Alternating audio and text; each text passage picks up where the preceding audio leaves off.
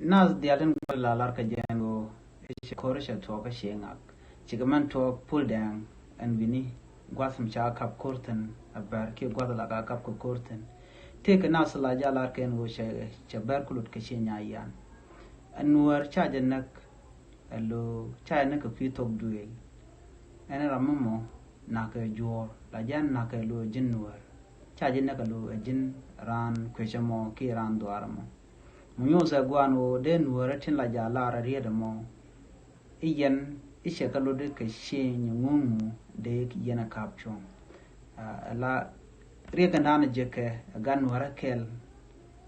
chelo no dor kelo no wara dial ana mo akel mi nyoda gwano telekon matin namo mishan wara sha kap kor bar akan kon dial te reri kanamo pull down misha jamak tering mi togon bini akon di alkon ida kon shal ken wara sha ma kono bu kon shun kel ko doran mi temi yere ke temi naga ban yik chon kel kaja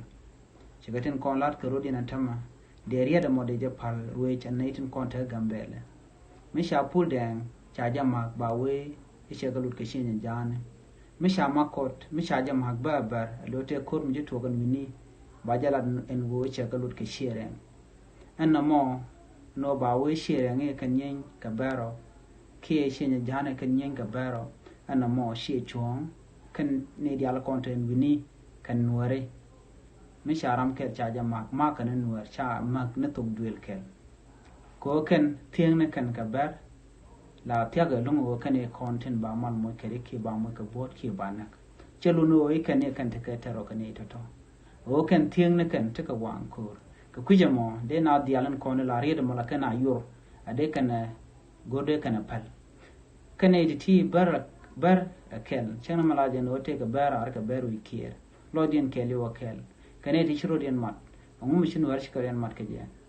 ko mi shanu dan mat ko ne ko lan ware tel rieng mo deben ma bar bo de ka dwal ba ko de kan ware de kan kama ka den ware ba mete ka mat kel chikan bar ba chikan diama di na ne tu man kan long kan do dang rewti de kan te gamal ke de ga te gamat dungno ka kwiko tele kon mat kon e kon anware ba kon e yanga na mani di tiene ana mo bo jen do badan to kon daglan ke ja chwara je lar no ina me cha dor mama ke cha dor mama kon dial ko kon ware merken me cha je na ga dor mo na ga no kon dial chen nang to bel kelom na me jen dan de do nei ten kon te la jalar ke no cha chi jan cha ka mak pol den ki cha shireng cha ka mak kot no mo chi chuong kon dial ko kon were na ka kon cha kon na ka tuk duil na ka kon were ajen le dan go re de tuk ki chuma dan te kon kan de kon lan were